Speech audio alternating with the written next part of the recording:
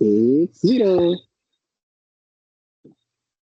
ठीक है, ये ऐसे रिलेट करता है अकाउंटिंग एस्टिमेट। ठीक है, अब यहाँ लिखा हुआ है ये ऐसे क्या कवर करेगा।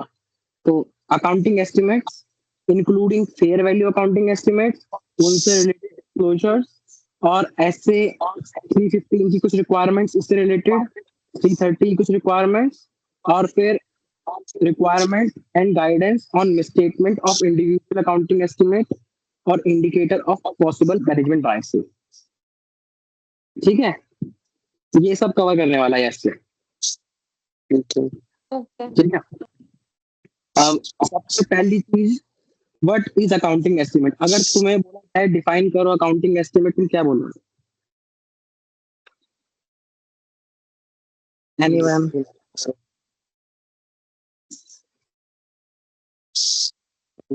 वो लोग डिफाइन एज इन क्या ही करेंगे इसमें। मैं बताता हूँ जो इन्होंने बोला है। इन्होंने बोला है अकाउंटिंग एस्टिमेट्स का मतलब होता है approximation of monetary amount. Approximation of monetary amount, एक मॉनेटरी अमाउंट का हमें अप्रोक्सीमेशन कर रहे हैं, तो उसे हम अकाउंटिंग एस्टिमेट्स बोलेंगे। और वो अप्रोक्सीमेशन हमें क्यों करना पड़ सकता है? क्योंकि हमारे पास एब्सेंस है प्रिसाइज मीन्स ऑफ मेजरमेंट का।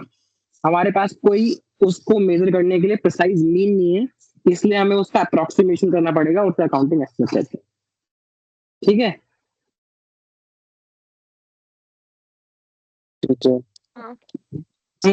अब उसने कहा कि हमारे पास क्या वजह हो सकती है कि प्रिसाइज मीन नहीं है।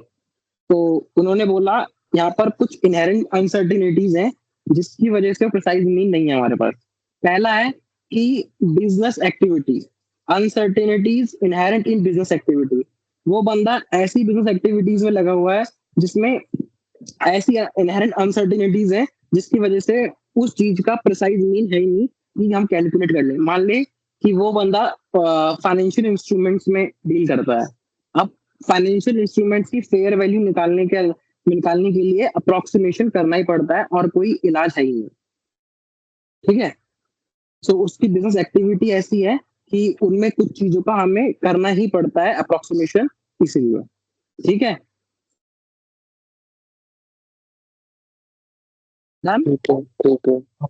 ठीक है। अब उसने आगे बोला the information available to the management to support this estimates varies widely. अब जो एस्टिमेट जो बना रहे हैं ना, उसके लिए उनके पास जो इंफॉर्मेशन रहती है वो बहुत वाइड होती है, मतलब कि रेंज बहुत बड़ी रहती है। ठीक है, तो वो हो सकता है कि अगर वो कुछ भी, मतलब इतनी बड़ी रेंज है 1 से लेके 100 की, कुछ भी ले सकते हैं वो, तो काफी डिफिकल्टी हो जाता है कभी कभार। ठीक है, which directly influence the degree of estimation uncertainty associated with them। अब estimation uncertainty क्या होता है कि जो अमाउंट रियल में होना चाहिए था उससे वो अमाउंट कितना डिफर कर रहा है, क्योंकि हमारे पास इतना वाइड रेंज है कि हम बता ही नहीं सकते कि कौन सा अमाउंट होना चाहिए। जैसे कि अगर एक अनट्रेडेबल शेयर है, प्राइवेट लिमिटेड कंपनी है, उसका शेयर ट्रेड नहीं होता, अब उसका हम प्राइस कैसे निकालें? तो एक हो सकता है काफी बड़ी रेंज आ जाएगी, इसका प्राइस 60 से लेकर 600 कुछ भी हो सकता है, राइट। अब जो उसका रियल प्राइस होना चाहिए था उससे और जो प्राइस हमने निकाला है उसमें बहुत बड़ा गैप है, उस गैप को एस्टिमेशन अनसर्टेनिटी कहते हैं कि बहुत अनसर्टेनिटी है। ठीक है, ठीक है। अब क्या है, for instance estimation relating to legislation outcome और complex non public tradable derivative financial instruments. अब कोई हम लिटिगेशन में लगे हुए हैं, अब बहुत मुश्किल है कि हमें बता पाए कि हम वो लिटिगेशन जीतेंगे कि नहीं जीतेंगे। कि हो सकता है ना कि केस बहुत ही कॉम्प्लेक्स हो, उसमें इंटरप्रिटेशन ऑफ लॉ लग रही है और लॉ उसमें ऐसी लैंग्वेज होगी दोनों तरीके से इंटरप्रेट की जा सकती है कि नहीं? तो यहाँ पर अनसर्टेनिटी है कि हम जब उसका रिकॉग्नाइज करेंगे प्रोविजन, तो कैसे रिकॉग्नाइज करें। ठीक है, अगला है कन्वर्जेंटली रूटीन ट्रांजैक्शन और those based on readily available observable data typically have low estimation uncertainty। अब जिन ट्रांजैक्शंस में हम रोज डील करते हैं, ठीक है, उन ट्रांजैक्शंस में जिनके लिए डेटा हमारे पास मार्केट में अवेलेबल है, मतलब कि जैसे कि रिलायंस है, रिलायंस का हमें पता है कि शेयर प्राइस ये है, पिछला डेटा भी पता है, उसकी हर चीज पता है, तो उसका 1-2 महीने के बाद का हम वो प्रिडिक्ट करते हैं शेयर प्राइस, तो हो सकता है कि थोड़ा इजी रहेगा अगर वो कंपनी का रूटीन ट्रांजेक्शन है, प्राइस तो वो करता है, राइट। अगर कोई चीज हमारे रूटीन बिजनेस से रिलेटेड है और उसके लिए डेटा भी अवेलेबल है पब्लिश, तो उसमें लो एस्टिमेशन अनसर्टेनिटी होती है। Okay,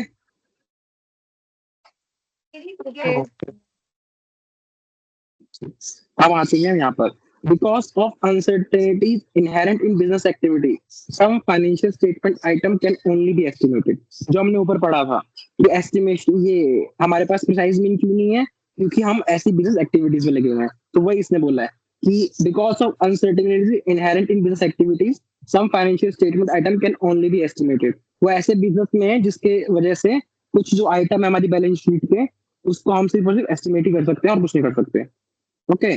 Further, the specific characteristic of asset liability or component of equity or the basis of method of measurement prescribed by FRF may give rise to need to estimate financial statement item। और उसने कहा एक तो business activity भी हो सकती है वजह, जिस वजह से आपको वो करना ही पड़े एस्टिमेट, या एक वजह हो सकती है स्पेसिफिक कैरेक्टरिस्टिक ऑफ उसकी एसेट की, लाइबिलिटी की, इक्विटी की, या फिर हमारे को एफआरएफ ही कहता है कि आप इसको एस्टिमेट करना।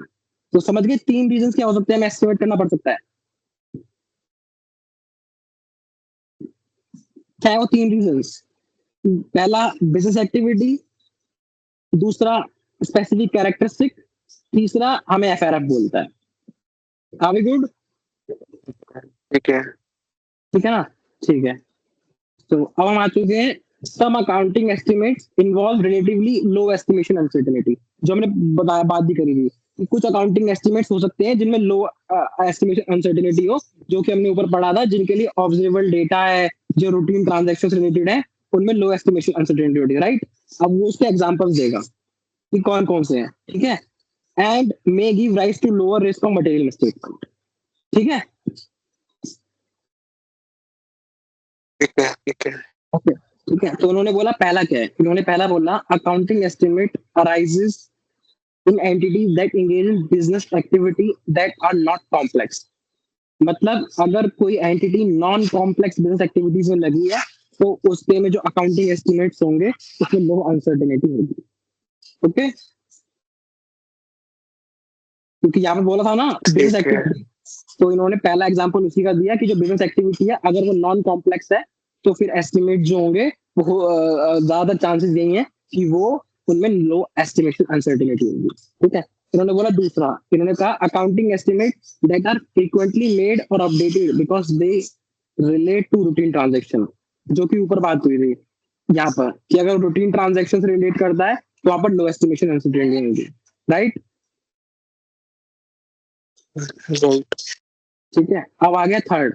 उसने बोला accounting estimate drive from data that is readily available such as published interest rate data or exchange traded prices of securities। अब ये भी यहाँ हुआ था कि अगर ऑब्जर्वेबल डेटा है, तो अगर वो अकाउंटिंग एस्टिमेट ड्राइव होता है डेटा पे जो कि हमें रेडिली अवेलेबल है, तो वो भी उसमें भी लो एस्टिमेशन अनसर्टेनिटी होगी। और उसके 2 एग्जांपल क्या है, पब्लिश इंटरेस्ट रेट डेटा और exchange rate price of security. Okay, इन्हें ऑब्जर्वेबल डेटा कहते हैं। ठीक है।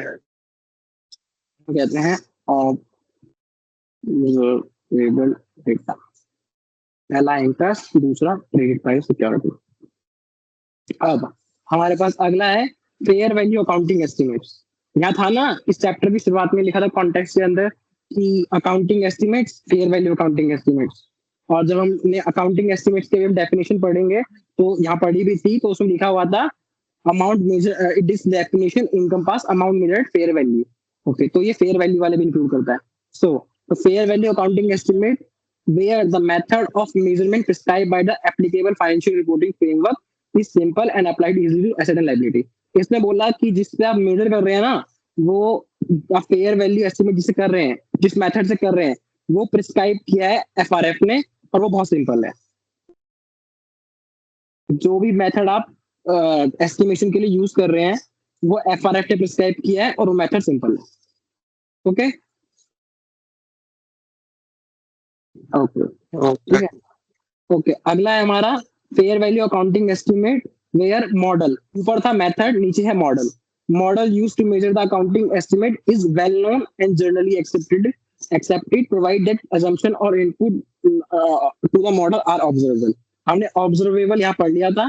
अब इसने बोला है जो हम फेयर वैल्यू अकाउंटिंग एस्टिमेट कर रहे हैं उसके लिए जो मॉडल यूज कर रहे हैं वो जनरली एक्सेप्टेड है और वेल नोन, मतलब पूरी इंडस्ट्री उसी का इस्तेमाल करती है. और जो उसमें डेटा यूज होता है, इनपुट यूज होता है, वो ऑब्जर्वेबल है. ओके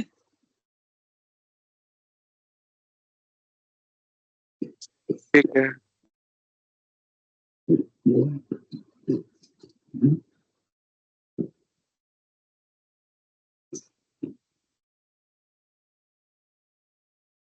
पर तो आवाज नहीं आ रही अगर तू कुछ बोल रहा है तो. मैं नहीं बोल रहा हूँ, मुझे हाँ तुम्हारी आवाज नहीं आ रही. ठीक है ना. नहीं हाँ मैंने बोला तो ठीक है. अब तेरी आवाज आई थी 1 मिनट, मुझे ऐसा लगा मैंने ये स्नो बोला तो मुझे शायद ज्यादा अच्छा सुनाई देगा. हिंदी वाले में मैं कंफ्यूज आता हूँ. ठीक है. ठीक है. ओके. हाँ तो अब हम आ गए हैं, हमारी ये हो गए एग्जांपल्स. जब भी वो क्वेश्चन पूछेगा कि आप बताओ अकाउंटिंग एस्टिमेट इन्वॉल्व करते हैं लो एस्टिमेशन अनसर्टेनिटी, हमें ये एग्जांपल्स देंगे. पहला है नॉन कॉम्प्लेक्स एक्टिविटी में अगर लगा है. दूसरा है रूटीन ट्रांजैक्शन में है. तीसरा है अगर वो डेटा ऑब्जर्वेबल है. और चौथा पांचवा दोनों फेयर वैल्यू से है. एक मेथड की बात करता है, एक मॉडल की बात करता है. 5 एग्जांपल है, कोई दिक्कत नहीं. अब वो बोलता है अब बताओ for some accounting estimate, however, there may be relatively high estimation uncertainty, particularly where there are based on significant subjective assumption. ठीक है. उसने बोला कुछ अकाउंटिंग एस्टिमेट्स में हाई एस्टिमेशन अनसर्टेनिटी होती है और कहा जहां पर सिग्निफिकेंट सब्जेक्टिव अजम्पशन हो सकती है वहां पर. तो इसके एग्जांपल्स क्या है? इसके 3 एग्जांपल्स हैं. पहला आउटकम ऑफ लिटिगेशन, क्योंकि मैंने बताया ना हो सकता है किसी कोर्ट मैटर में हमें वो करनी हो, मतलब कि जो हमारा लॉ हो वो दोनों तरीके से इंटरप्रिटेशन हो सकता हो. तो ये बहुत मुश्किल है कि अब वो एस्टिमेट करना कि किस साइड जाएगा. तो आउटकम ऑफ लिटिगेशन को बताना मुश्किल है. इसमें हाई एस्टिमेशन अनसर्टेनिटी है, मतलब कि हम रॉन्ग होने के चांसेस ज्यादा है. ठीक है. दूसरा है fair value accounting estimate for derivative financial instrument. यहाँ ठीक है, derivative financial instrument non publicly traded. अब मैंने कहा था फाइनेंशियल इंस्ट्रूमेंट्स में वैसे ही बहुत दिक्कत आता है और उसमें भी जब वो नॉन पब्लिकली ट्रेडेड है तो और भी ज्यादा. तो फेयर वैल्यू अकाउंटिंग एस्टिमेट ऊपर भी थे, ऊपर मेथड और मॉडल की बात थी. यहाँ पर है उस फाइनेंशियल इंस्ट्रूमेंट की जो पब्लिकली ट्रेडेड नहीं है. अब कीर्ति को पता होगा फाइनेंशियल इंस्ट्रूमेंट क्या होते हैं, उसका 109 पढ़ रखा है ना, तेरे को पता लग जाएगा. बहुत बड़ा सेक्टर है टारगेट. ओके. हाँ ठीक है. अब हम आ गए थर्ड एग्जांपल में. Fair value accounting estimate for which a highly specified entity developed model is used or for which there are assumption or input that cannot be observed in the marketplace. अब देखो ये वाला क्या था, model वो use हो रहा है जो वेल नोन है. इन्होंने यहाँ पर बिल्कुल रिवर्स, मॉडल वो यूज हो रहा है जो एंटिटी ने खुद डेवलप किया है. ठीक है. उसने बोला था जो डेटा यूज हो रहा है उसके अंदर वो ऑब्जर्वेबल है. इसने बोला जो एंटिटी का डेवलप करा है मॉडल और उसमें जो इनपुट यूज हो रहा है वो ऑब्जर्वेबल नहीं है. ओके ओके ठीक है. आ गए. अब हम है ये इसके अंदर सेकंड पार्ट भी है. होने तो ये 4 चाहिए थे ना, पता नहीं क्यों 3 रखे हैं.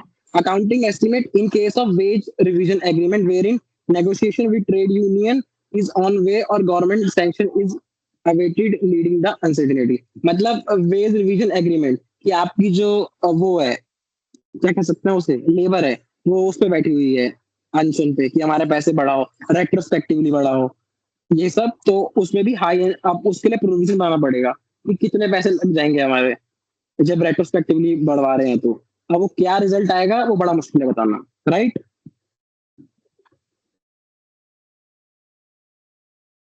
हाँ राइट ठीक है. आ गए हम नीचे. तो अब हमारा है the degree of estimation uncertainty. The degree of estimation uncertainty, जो हमारी एस्टिमेशन अनसर्टेनिटी है वो वेरी किस किस कारण से करती है. अभी हमें देखा ना, हाई होती है, लो होती है.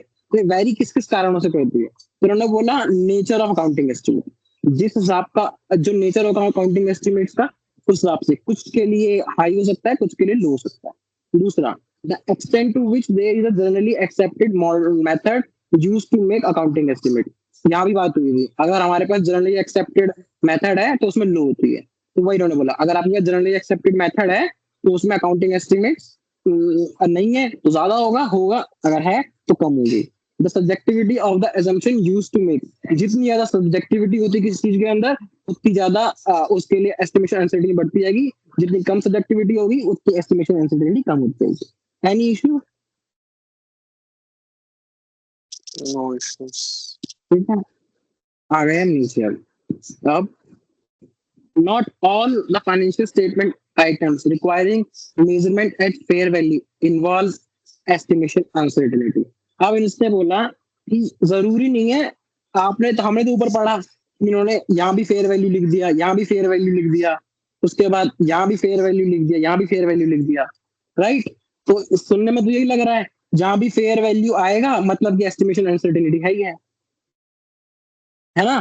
तो इन्होंने क्लैरिफाई किया, not all financial item requiring measurement at fair value involves estimation uncertainty. अगर जितने भी फेयर वैल्यू होते हैं जरूरी नहीं हो सब में एस्टिमेशन अनसर्टेनिटी होगी। जैसे कि this may be a case when some financial instrument item where there is an active and open market that provide readily available and reliable information on the prices at which actual exchange occurs, in which case the existence of the published price quotation ordinarily is the best audit evidence for the fair value। मतलब कि हमने शायद TPE के अंदर हमने पढ़ रखा है कि जब रिलाइज होने वाला होता है वो तो उसको फेयर वैल्यू पे रिकॉर्ड कर दे। या सब छोड़ो, इन्वेंट्री के अंदर तुम्हें पता है ना, अगर फिनिश गुड्स को हम कॉस्ट और fair NRV whichever is lower पे रिकॉर्ड करते हैं, राइट? तो अब एनआरवी को निकालने के लिए आसानी से पता लग जाएगा ना, अगर वो एनआरवी पे रिकॉर्ड हो रखी है तो मार्केट में जाकर देख लो कितने बिक रही है वो, तो उसमें एस्टिमेशन अनसर्टेनिटी तो हो ही नहीं सकती है, राइट? Right right. ठीक है, पर इसने क्या बोला, however estimation uncertainty may exist when the valuation method and data are well defined. For example, valuation of security quoted in active market, open market at a listed price may require advisor if holding a significant। इसने क्या बोला इसके अंदर कि मान लो किसी share का price market में कोटेड है, रिलायंस का एक शेयर का प्राइस आज मार्केट में कोटेड है 3,000 रुपए, ठीक है? तो ये उसकी फेयर वैल्यू है, कोई दिक्कत नहीं है, मार्केट में ऑब्जर्वेबल डेटा है। पर अगर तुमने उसकी 50% खरीदनी है तो वो 3,000 प्राइस नहीं रहेगा, वो प्राइस फिर कम हो जाएगा, ठीक है? या फिर बढ़ जाएगा। क्यों बढ़ जाएगा वो प्राइस? क्योंकि अगर हम 50% किसी का खरीदने जा रहे हैं तो उससे हमारे उसके ऊपर कंट्रोल आ रहा है, तो उसके अलग वो होते हैं। फिर अब वो कंट्रोल लेना है तो लोग महंगा बेचेंगे और भी रिस्ट्रिक्शंस होगी, तो वो 3,000 का नहीं उससे ज्यादा हो जाएगा प्राइस, ओके? या फिर हो सकता है हमने कुछ वो खरीद रखा है, मान लो कि हमने रिलायंस के 3,000 शेयर खरीद रखे हैं या 30,000 शेयर खरीद रखे हैं, पर उनका जो मार्केट में प्राइस है पर शेयर का 3,000 है, पर उस पर रिस्ट्रिक्शन लगी हुई है कि आप 5 साल तक 4 साल तक बेचोगे नहीं। तो अब इस रिस्ट्रिक्शन के साथ उसका एक्चुअल प्राइस क्या है उसमें दिक्कत हो सकती है, राइट?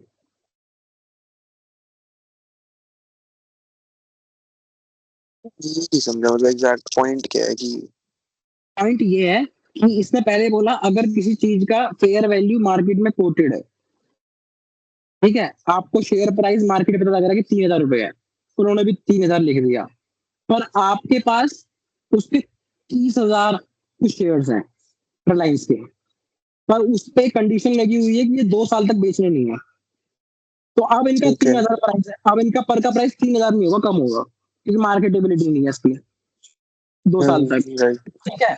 अब वो अब वही उसका तो होंगे ना शेयर्स विद डिफरेंशियल राइट्स वगैरह जो होते हैं। हाँ, तो अब उसका प्राइस क्या होगा मार्केट में ये पता करना, इसमें भी अनसर्टेनिटी हो सकती है। इसने क्या बोला है, अच्छा ठीक है?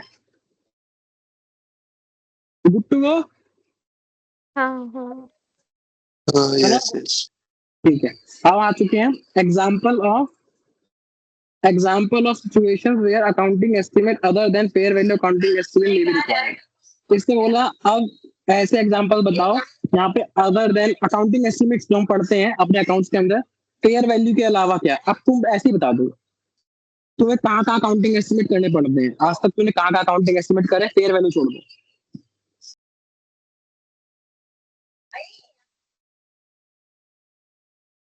बताओ एग्जांपल। क्या चीज? जहाँ पे एस्टिमेट करें विदाउट हाँ हाँ, फेयर वैल्यू छोड़ दो, तुमने जो नॉर्मली एस्टिमेट करे हैं आज तक अकाउंट्स के अंदर उनके नाम। जितने भी प्रोविजन बनाते हैं, मतलब डाउटफुल डेट से हो गया या फिर कोई भी जनरल प्रोविजन हो गया। बस वही लिखे यहाँ पर, allowance for doubtful debts, inventory का ऑब्सोल्यूशन, डेप्रिसिएशन मेथड उसकी यूजफुल लाइफ, या फिर हमारा आउटकम क्या होगा लॉन्ग टर्म उसका, या फिर provision against carrying amount of investment, ठीक है, या फिर फाइनेंशियल ऑब्लिगेशन। तो इसमें कोई दिक्कत नहीं है, एग्जाम में आएगा तो लिख ही दोगे, कुछ भी लिख दोगे, राइट। Right right. ठीक है, दिक्कत है इस वाले में, इसके सिर्फ यही एग्जाम्पल है, ठीक है। तो example of situation where fair value accounting estimate needed, ठीक है। इसका पहला है complex financial instrument which are not traded in active और ओपन मार्केट। फाइनेंशियल इंस्ट्रूमेंट्स क्या होते हैं वो सारे पता लग जाएगा, और इसमें लिखा गया नॉट जस्ट फाइनेंशियल इंस्ट्रूमेंट जो कि ट्रेड नहीं हो रहे एक्टिव मार्केट में, ठीक है। दूसरा है शेयर बेस्ड पेमेंट, तीसरा है property equipment held for disposal, चौथा है सर्टेन एसेट और liability acquired in business combination including goodwill and intangible assets. Last है हमारे पास transaction involving exchange of asset and liability between independent party without monetary consideration. अब ये सब example को यहाँ समझाना थोड़ी सी बेवकूफी है क्योंकि पूरे एफआर में कवर है और इनके बेचारे हर एक के पीछे बहुत बड़ी बड़ी व्याख्याएं हैं वहां पे। एम आई राइट कीर्ति? फेयर बेस्ड पेमेंट में Yes. फेयर वैल्यू लगता है, इसके अंदर फेयर वैल्यू लगता है, गुडविल में फेयर वैल्यू लगता है, जब हम एक्सचेंज करते हैं वहाँ फेयर वैल्यू लगता है, यहाँ पर open trade market value fair value लगता है। तो जब तू एफ आर पढ़ेगा तेरे को ये सारे मतलब कि पढ़ने के बाद तेरे को लगेगा बिल्कुल हाँ बिल्कुल सही लिखा है, तो तेरे को बेसिक लिखा है यहाँ पे।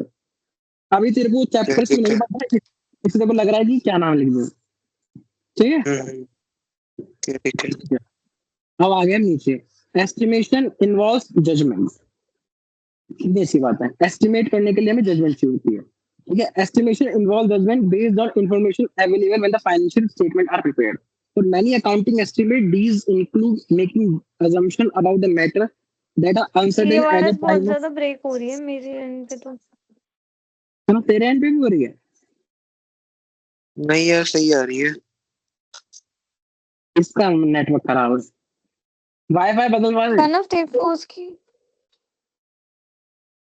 क्या? हेलो।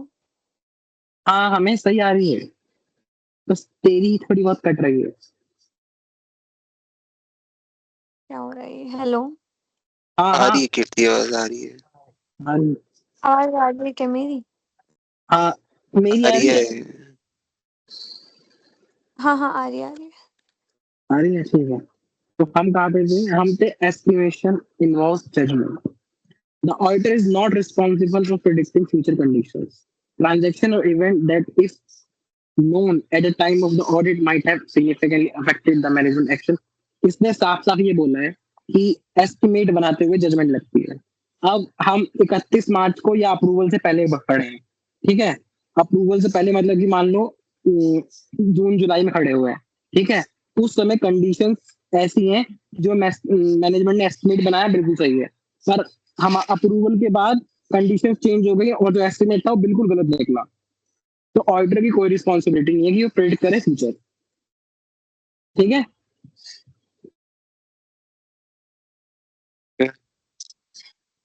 ठीक है ना, हाँ ठीक है। अब हम चलते हैं आगे। अब यहाँ लिखा है मैनेजमेंट बायसेस क्या होता है। इन्होंने कहा मैनेजमेंट बायसेस क्या होता है। मैनेजमेंट बायसेस हो सकता है इंटेंशनल हो और अनइंटेंशनल हो। पहले मैं तुम्हें डेफिनेशन बता देता हूँ मैनेजमेंट बायसेस क्या होता है। ये लिखा क्या है मैनेजमेंट बायसेस की definition. a lack of neutrality by management in preparation and presentation of information. Management neutral नहीं है, ठीक है, मैनेजमेंट बायस है, या तो पॉजिटिव या तो नेगेटिव, मतलब कि या तो प्रॉफिट बढ़ाना है या तो घटाना है, मैनेजमेंट न्यूट्रल नहीं है, ठीक है, दैट्स कॉल्ड मैनेजमेंट बायसेस। अब इन्होंने क्या बोला मैनेजमेंट बायसेस के बारे में देख लेते हैं। उसने कहा मैनेजमेंट बायसेस हो सकता है इंटेंशनल है, हो सकता है अनइंटेंशनल, मतलब कि साइकोलॉजिकली होता है ना कि मैनेजमेंट इंटेंशनली सारे डिसीजन वो नहीं ले रही है, मतलब कि जिस भी वो ले रही है मतलब कैसे कह सकते हैं, हमेशा वो ऑप्शन ऑप्ट कर रही है जिससे प्रॉफिट ज्यादा है, पर वो ऐसे इंटेंशनली नहीं कर रहे हैं और लग रहा है कि यही होगा।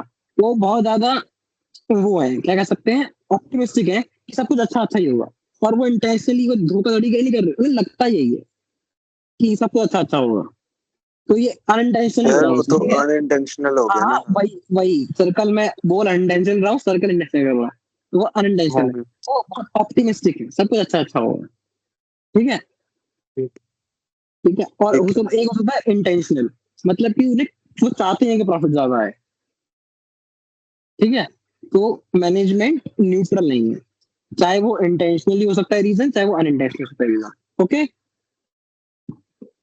Okay okay. अगला बोला इन्होंने the susceptibility of accounting estimates to management bias increase with the subjectivity involved in making it. इसने बोला जितनी ज्यादा सब्जेक्टिविटी होगी एक एस्टिमेट के अंदर, उतना ज्यादा बायसिस का वो बढ़ सकता है, कि बायसिस होने के चांसेस बढ़ सकते हैं, है कि नहीं? जितनी ज्यादा आप उनकी सब्जेक्टिविटी लगाओगे उतना ज्यादा हो सकता है, उतना ज्यादा उनकी वो बढ़ती जाएगी, कि उनसे ज्यादा इफेक्ट होगा, उनका जो इंटेंशन है उससे ज्यादा इफेक्ट होगा, बायसिस ज्यादा इन्वॉल्व होगा, राइट? Right right. अब आ गए हम यहाँ पर management biases can be difficult to detect at account level.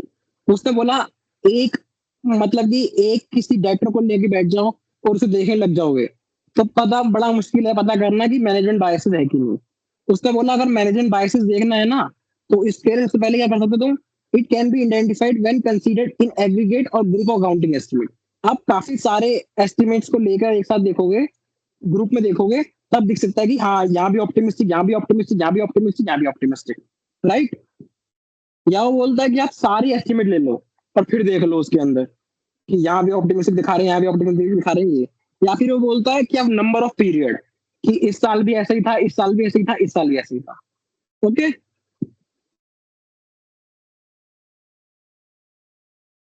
Right? ठीक है ठीक है। ठीक है। Although some form of management bias is inherent in subjective decision, in making such judgment, there may be no intention by management to mislead the user of financial statement. वही उसने बोला ना कि intentional भी हो सकती है, unintentional भी हो सकती है, तो उसने बोला मैनेजमेंट बायस इज इनहेरेंट है सब्जेक्टिव डिसीजन। अगर सब्जेक्टिव डिसीजन होंगे तो इनहेरेंट है कि मैनेजमेंट बायस आ ही सकता है, पर जरूरी नहीं है कि वो मिसलीड करना चाहते हो यूजर्स को। पर अगर where however there is the intention to mislead, management bias is fraudulent in nature। अगर मैनेजमेंट इंटेंशनली करना चाहती है तो management bias is fraudulent in nature होती है, ओके, फिर वो 240 साल में जाते, राइट? Right right. ठीक है। अब क्या बोला इसने, for continuing audit indicator of possible management biases defined defined identified during the audit of the preceding period influence the planning and the risk assessment and assessment activities of the audit in current period। उसने बोला है अगर पिछले audit में जितने उसे पता लगता है, इंडिकेटर्स मिलते हैं बायसेस के, वो इसके इस ईयर के ऑडिट के लिए रिस्क आइडेंटिफिकेशन और प्लानिंग को भी अफेक्ट करता है, ओके। ओके। ठीक है, अब हम आ चुके हैं यहाँ पे the measurement objective of accounting estimate. ठीक है, अब मेजरमेंट ऑब्जेक्टिव क्या होता है अकाउंटिंग एस्टिमेट्स का, तो the measurement objective of accounting estimate can vary depending on applicable financial reporting framework और the financial item being reported. हमारा मेजरमेंट करने का क्या मोटिव है, अकाउंटिंग एस्टिमेट को क्या ऑब्जेक्टिव है उसको एस्टिमेट करने का, उसके बदल सकता है इन दो चीजों की वजह से, एप्लीकेबल फाइनेंशियल रिपोर्टिंग फ्रेमवर्क और the financial item, financial item की उसमें, ठीक है। अब क्या हो सकता है, इस फाइनेंशियल आइटम के लिए हमें यहाँ पर दो एग्जांपल दिए हैं, ठीक है। वो क्या है, the measurement objective for some accounting estimate is to forecast the outcome of one or more transaction event condition giving rise to the need of accounting estimate। तो हमारा कुछ आइटम्स अकाउंटिंग एस्टिमेट्स को मेजर करने का जो objective हो सकता है वो हो सकता है फोरकास्ट करना किसी आउटकम को जो फ्यूचर में होने वाला, राइट। फोरकास्ट का मतलब होता है फ्यूचर, तो हमें किसी फ्यूचर की ट्रांजैक्शन को फोरकास्ट करना वो हो सकता है हमारा ऑब्जेक्टिव। या फिर कुछ के लिए हमारा मोटिव क्या हो सकता है, for other accounting estimate including fair value accounting estimate the measurement objective is different and is expressed in the terms of value of current transaction और financial statement item based on the condition prevalent in the market at the measurement date. और कुछ के लिए हो सकता है value of current transaction, जो भी कंडीशन, उन कंडीशन के हिसाब से जो प्रिवेल करती है मार्केट में राइट नाउ। क्या है, समझ आया? हमारा मेजरमेंट ऑब्जेक्टिव वेरी कर सकता है एप्लीकेबल फाइनेंशियल रिपोर्टिंग फ्रेमवर्क की वजह से भी। मतलब कि एप्लीकेबल फाइनेंशियल रिपोर्टिंग फ्रेमवर्क इसलिए लिखा है यहाँ पर क्योंकि ये सारे के सारे ऐसे इंटरनेशनली कॉपी किए गए हैं। तो उन्होंने एप्लीकेबल फाइनेंशियल रिपोर्टिंग फ्रेमवर्क इसलिए लिखा था कि हर कंट्री का अलग अलग होता है। इन गधों ने उठा के सीधा कॉपी पेस्ट कर दिया और यहाँ पर भी लिख दिया एप्लीकेबल फाइनेंशियल रिपोर्टिंग फ्रेमवर्क, जो कि यहाँ नहीं लिखना था इन्हें, ठीक है। क्योंकि इंडिया में एक, इंडिया में भी वैसे तो हो सकता है अलग अलग, कह सकते हैं कि बैंक के लिए अलग उसके लिए अलग। तो हमारे लिए ये है कि हो सकता है जो हमारा फाइनेंशियल रिपोर्टिंग फ्रेमवर्क है उसके हिसाब से हमारा मेजरमेंट ऑब्जेक्टिव हो, वो बोलता हो आपको फ्यूचर वाले को प्रिडिक्ट करना है, इस ट्रांजेक्शन को प्रिडिक्ट करना है, या फिर जो करंट पे है उसको प्रिडिक्ट करना है, ठीक है। और फाइनेंशियल आइटम की वजह से भी हो सकता है कि फोरकास्ट करना किसी ट्रांजेक्शन का या फिर उस ट्रांजेक्शन का करंट ट्रांजेक्शन देखना है, राइट। Right right. ठीक है, ये भी हो गया। A difference between the outcome of an accounting estimate and the amount ordinarily recognized or disclosed in the financial statement does not necessarily represent a misstatement of the financial statement। इसने बोला कि जो हमने अकाउंटिंग एस्टिमेट निकाला management ने और जो आखिरी में रिजल्ट आया उन दोनों में डिफरेंसेस है, पर इसका मतलब ये नहीं है कि वहां पर मिसस्टेटमेंट है, क्योंकि एस्टिमेट करते हैं तो वो डिफरेंस तो आएगा ही आएगा, ठीक है। This is particular case where the fair value accounting estimate as any observed outcome is invariably affected by the event career supplemental date by which the measurement is estimated for the purpose of financial statement। तो यहाँ तक तो हमारा हो चुका है। यहाँ तक कोई डाउट है? नो। ठीक है, नहीं। आगे चलते, आगे चलते। अब इससे बोला क्या है ऑब्जेक्टिव ऑफ 450। तो the objective of the auditor is to obtain SAAE whether in the context of FRF accounting estimate including fair value accounting estimate in the financial statement whether recognized or disclosed are reasonable। तो accounting estimate क्या reasonable है, पहला objective उसका ये check करना। दूसरा है जो रिलेटेड डिस्क्लोजर दिए मैनेजमेंट ने क्या वो एडिक्वेट है। Any problem? Accounting estimate reasonable, disclosures adequate, ठीक है। अब यहाँ पर हमारी कुछ डेफिनेशन आ गई।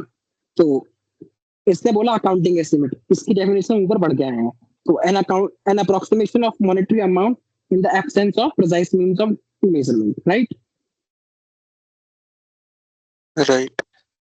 This term is used for an amount measured at fair value where there is estimation uncertainty, as well as for the other amount that require estimation. Where this essay address only accounting estimate involves measurement at fair value, the term fair value accounting estimate is used। इसने बोला जहां पर भी हम सिर्फ fair value वाले की बात करेंगे हम specially fair value accounting estimate लिख दिया करेंगे इस ऐसे के अंदर, और अगर ना बोले तो आप दोनों को ही मानना, ओके। ठीक है, इसने बोला अगला क्या है ऑडिटर्स पॉइंट एस्टिमेट। तो और ऑडिटर्स, अब ऑडिटर्स पॉइंट एस्टिमेट क्या होता है, द अमाउंट और the range of amount is actively derived from the audit evidence to use in evaluating management's point estimate। तो इसके लिए हम पहले देख लेते हैं कि मैनेजमेंट पॉइंट एस्टिमेट क्या होता है। तो the amount selected by management for recognition और disclosure in FS as accounting estimate, जो भी मैनेजमेंट ने अमाउंट को सेलेक्ट किया है वो रिकॉग्नाइज और डिस्क्लोज करेगी उसको FS में, उसको बोलते हैं अकाउंटिंग एस्टिमेट। और उसको चेक करने के लिए जो ऑडिटर अपना अमाउंट और रेंज को डेवलप करता है ऑडिट एविडेंस है, उसको बोलते हैं ऑडिटर्स पॉइंट एस्टिमेट। ओके,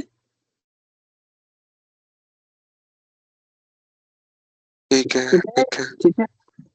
हमने मैनेजमेंट बायसेस पढ़ ही लिया है, लैक ऑफ न्यूट्रलिटी।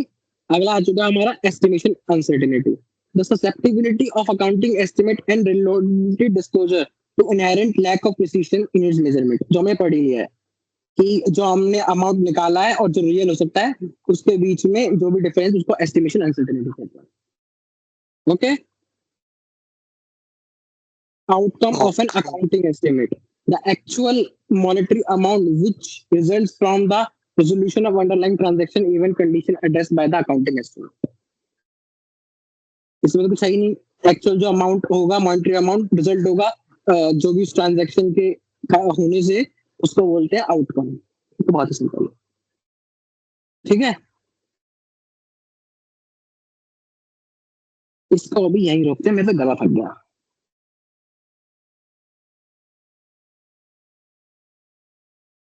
ठीक है। much